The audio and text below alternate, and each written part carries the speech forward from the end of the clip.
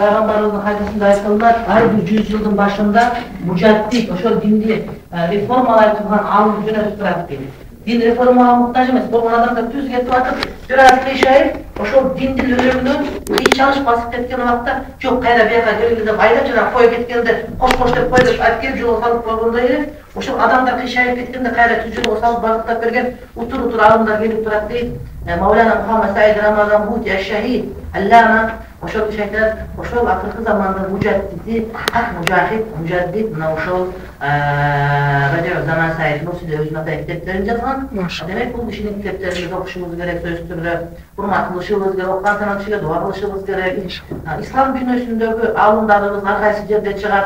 Oşol her bir alım özünün өлкөсүнөн, özünün yerinde çıkan bir fitnanı, İslam'a olan karşılıklı tosup, özünün ilmi menen, hikmati menen dünyaya nurun çeşer. Oşol bizde kançalık ıhlaslı olsa, kançalık Kuday Taala razılık üçün bola turgan bolsa, oşol oşonçoluk berekesi көп болот. Болбосо ошо Түркияда башка алым чыккан жокпу, чыкты. Арабиядан чыккан жокпу, чыкты. Кыргызстандан чыккан жокпу, чыкты. Бирок бардыгы таралган жери жок. Эмне үчүн Абу Ханифа Шафии'ники таралган башкалар жок беле? Бар болчу.